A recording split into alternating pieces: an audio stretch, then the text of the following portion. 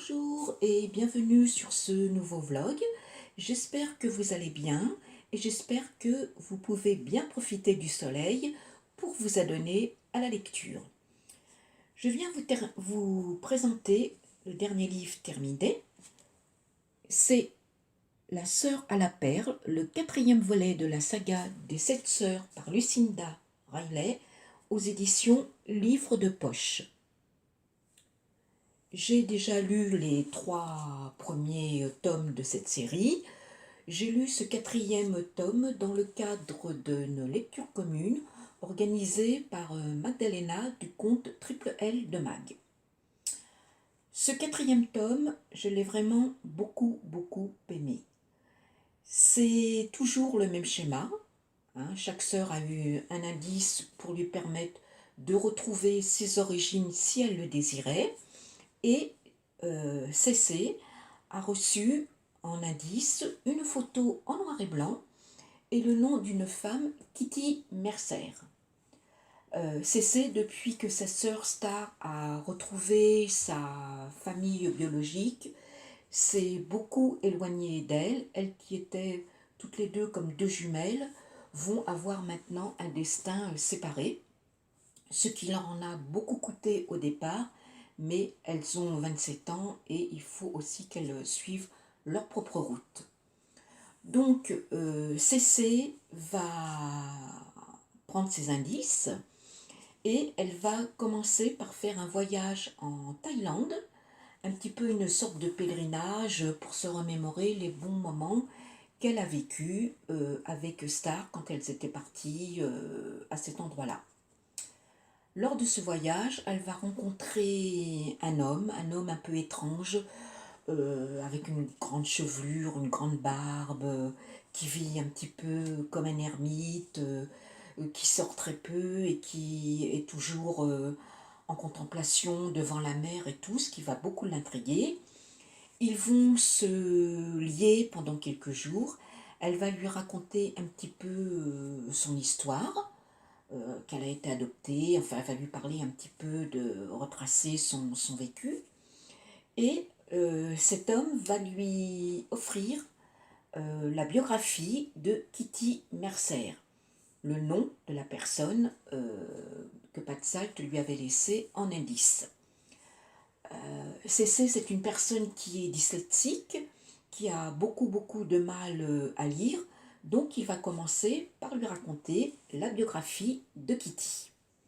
On va alors, parce que c'est une double temporalité, toujours les livres des 7 sœurs, c'est-à-dire on se retrouve dans le passé avec l'histoire de la lignée de la sœur concernée, et parallèlement on va aussi être dans le présent pour suivre une des sœurs dans le temps en 2008. Donc il va commencer à lui lire cette biographie et on va suivre l'histoire de Kitty. Kitty qui est la fille d'un pasteur qui a eu une vie quand même assez rangée, et à ses 18 ans, une amie de ses parents va lui proposer de l'accompagner en Australie pour un petit peu sa dame de compagnie. Donc elle y va. En plus, l'Australie, c'est un petit peu l'endroit où elle rêvait d'aller. Elle va aller là-bas pour un voyage normalement qui devait durer 9 mois. Mais au fur et à mesure des semaines où elle va être là-bas, elle va apprécier de plus en plus l'Australie et elle va surtout faire la rencontre d'un homme qui va un petit peu changer sa destinée. Elle va se marier et elle va rester en Australie. La vie de Kitty est remplie de bonheur, entrecoupée de malheur. Et c'est une femme qui est très forte, qui a un fort caractère, une forte personnalité. Et elle va être amenée au cours de certaines tragédies de sa vie à se retrouver à la tête d'une exploitation de perles. Et de perles, les huîtres perlières.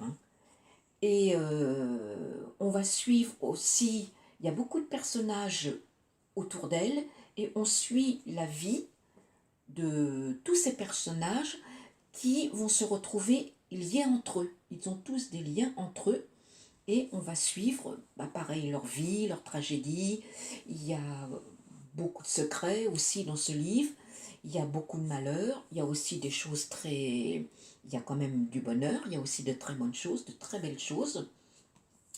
Et donc, Kitty, c'est aussi une femme qui va imposer un petit peu son point de vue parce que l'Australie, euh, c'était des Noirs qui étaient en Australie et quand ça a été découvert et colonisé, les Blancs qui sont allés là-bas les ont pris, les ont déjà beaucoup chassés de chez eux et les ont pris aussi comme esclaves. C'est des aborigènes qui ont été traités comme des esclaves et elle va un petit peu donner sa façon de penser dans la façon dont les Blancs traitent ces aborigènes. Cécé, c'est une des sœurs qui était à peu près les moins appréciées. Dans les lectures communes, on n'était pas trop tenté par cette sœur qui prenait beaucoup l'ascendance sur Star, qui parlait à sa place, qui prenait toutes les décisions. Et finalement, on va se rendre compte, on va comprendre pourquoi. Elles étaient très complémentaires parce que Star avait énormément de mal à parler. Elle a parlé très tard, elle avait énormément de mal à s'extérioriser. Donc, Cécé parlait à sa place. Et Cécé, qui est dyslexique, qui a beaucoup aussi de problèmes, Star interférait à sa place dans le domaine où elle avait beaucoup de mal pour lire, pour écrire. C'était Star qui le faisait à sa place. Donc, toutes les deux étaient vraiment très très complémentaires.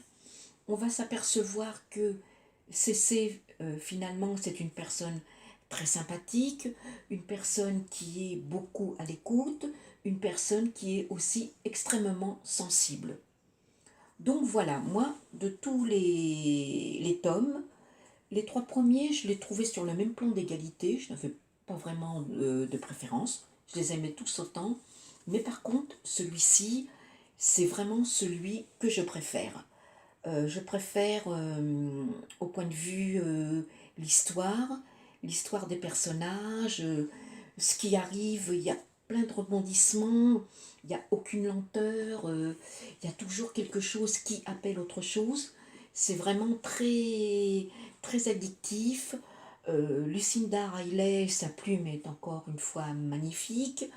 Elle nous entraîne encore dans des voyages vraiment avec beaucoup de descriptions. Elle nous fait découvrir à chaque fois un pays merveilleux.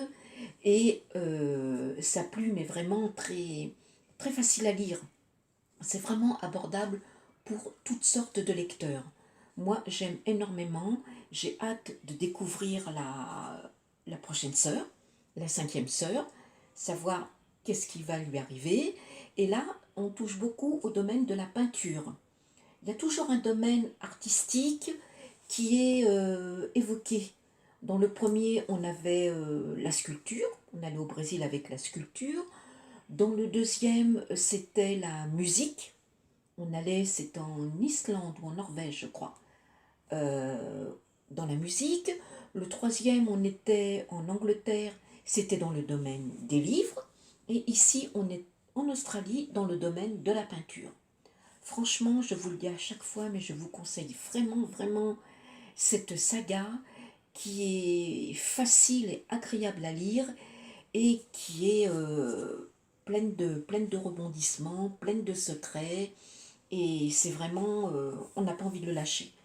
Ce sont toujours des livres assez épais, mais qui se lisent très vite, tellement les pages se tournent très très facilement. Voilà. J'ai aussi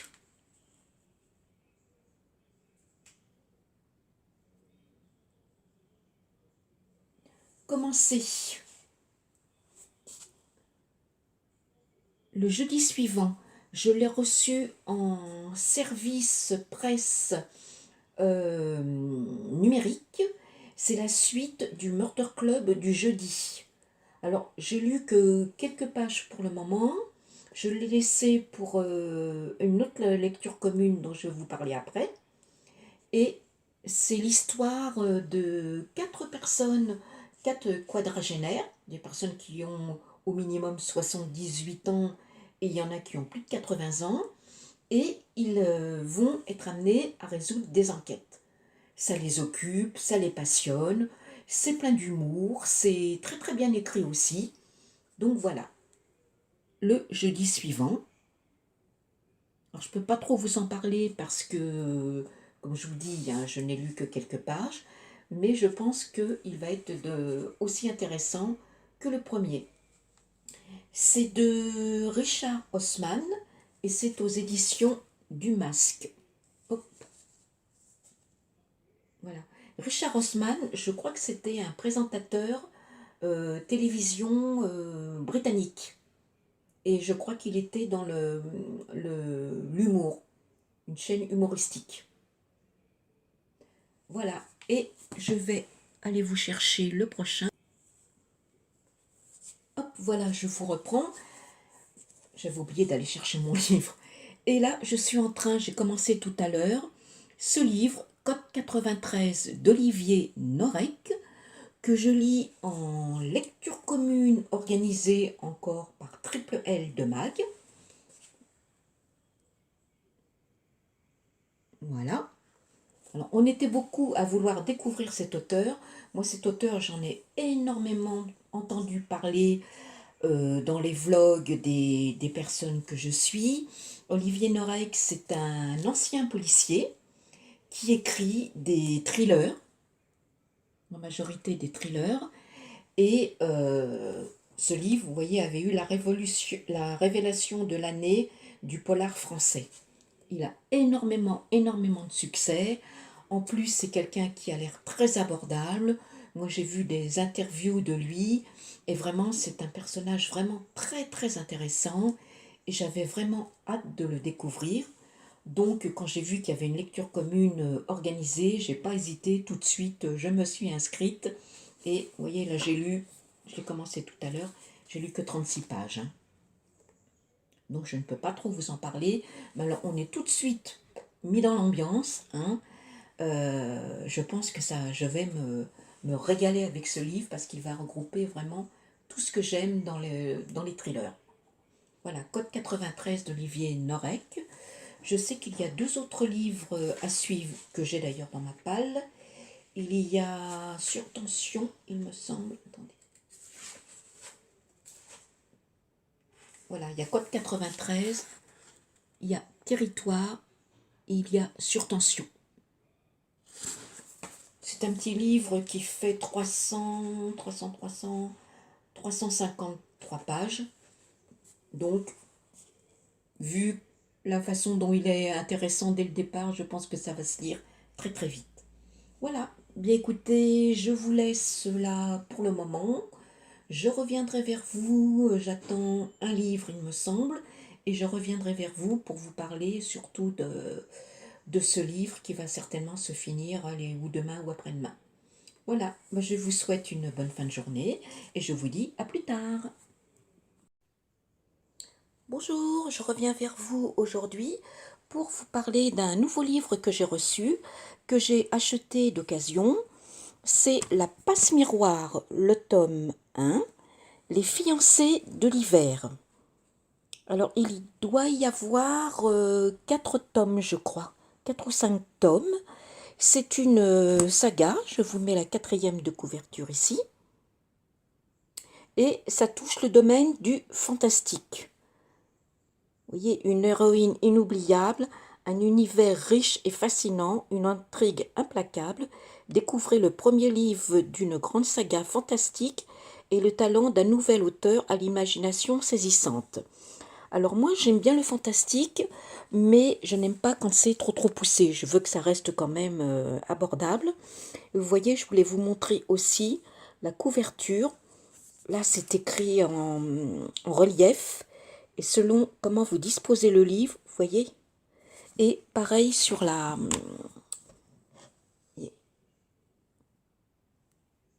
Puis ce dessin est vraiment... Alors on voit que ça aborde le fantastique. On voit tout à fait, tout à fait. Comme je vous l'ai dit, moi j'aime bien le fantastique, mais il faut quand même pas que ça soit trop poussé. Comme genre de fantastique que j'aime beaucoup, c'est L'Assassin Royal de Robin Hobb, qui touche le fantastique, mais ça reste quand même abordable et ce n'est pas poussé trop loin. Voilà, alors quand on voit son livre, il est quand même assez gros, mais il ne fait que 517 pages, hein, et en plus c'est écrit, vous voyez, vraiment, vous voyez, c'est écrit quand même assez gros, hein, c'est... Vous voyez, ça, je pense que ça doit se lire quand même facilement et assez vite. Donc je vais tester ce tome 1. Je n'ai pris que le 1 pour le moment parce que voilà quoi, hein. Si jamais je n'entrais pas dans l'histoire, c'est pas la peine d'acheter les autres. Mais je pense que ça devrait le faire. Puis alors vraiment, cette couverture, c'est vraiment magnifique. Alors l'auteur c'est Christelle Dabos et c'est aux éditions, que je vous le mette bien, voilà, Gallimard Jeunesse. Et si vous voyez aussi, voyez ici, vous avez aussi, voilà, c'est vraiment très jolie édition.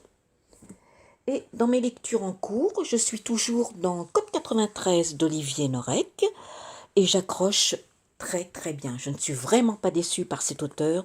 J'en avais beaucoup entendu parler et je pensais vraiment que ça allait me séduire. Eh bien, tout à fait.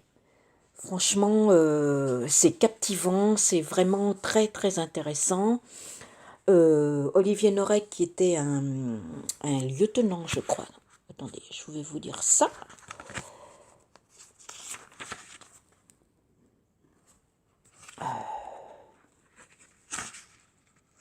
J'ai du mal avec mon doigt. Ah, pardon. Un lieutenant de police dans le 93, justement code 93. On s'en rend très vite compte. On sent qu'il est à l'aise, on sent qu'il est dans son domaine. C'est écrit d'une façon très crédible. On sent vraiment qu'il était dans le domaine policier. C'est écrit d'une façon très abordable.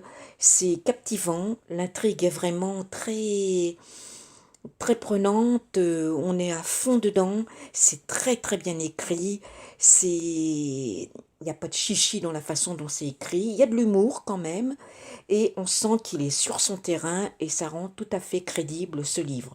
Franchement, je vous le conseille. J'en suis à la page 100. Hein. Hop. Je suis à la page 100, il y en a 354. Donc je ne suis pas encore à la moitié. Mais c'est vraiment, d'abord les filles de la lecture commune. Je lis dans le cadre de la lecture commune organisée par Triple L de Mag.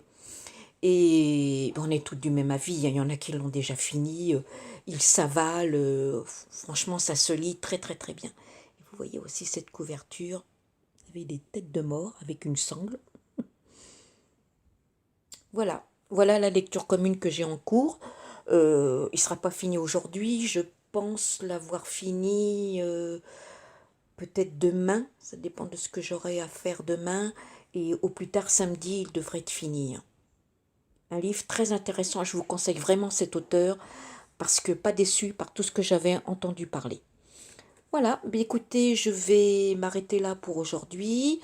Je vous reprendrai certainement demain, on est jeudi, je pense vous reprendre demain vendredi, pour pouvoir mettre en ligne ce vlog samedi, dimanche vraiment au plus tard. Voilà, ben je vous laisse ici et je vous souhaite une bonne fin de journée. Au revoir.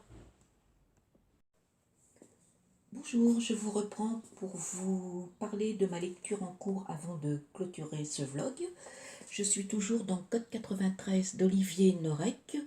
J'en ai lu une bonne moitié. J'en suis à la page 193 sur 354. Et vraiment, Olivier Norek m'a vraiment conquise. C'est le premier livre que je lis de cet auteur.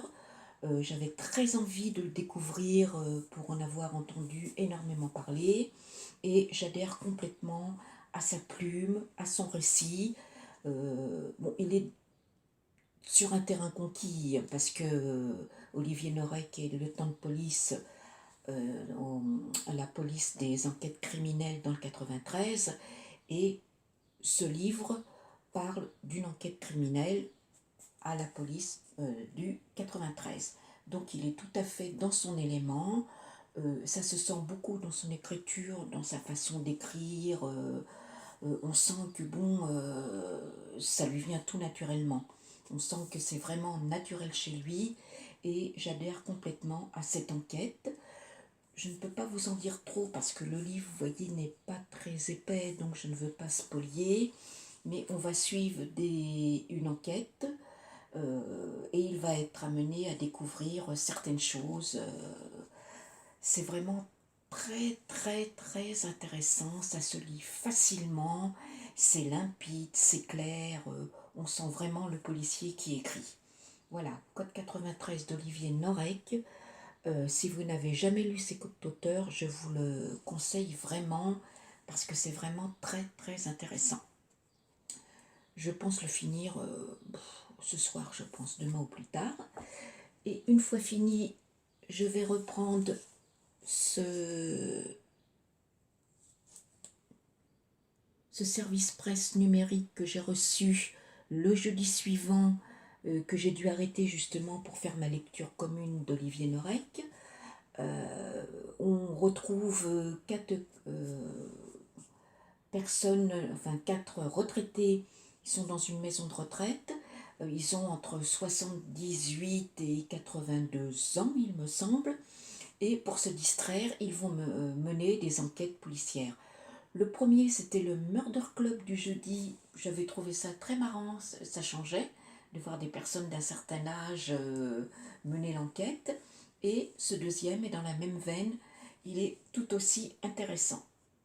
Et une fois que j'aurai fini celui-là, enfin fini, je vais l'avancer un petit peu parce que je vais avoir à partir du 24, à partir de samedi donc, je vais avoir une lecture commune. Attendez, voilà. C'est... Oh bah vous voyez rien du tout. Ah, bon, on voit pas. C'est Cadavre à l'écossaise. C'est un cozy mystery que je vais lire dans le cadre d'une lecture commune organisée par Magdalena du compte Triple L de Mag. J'aurais bien voulu vous montrer la photo quand même.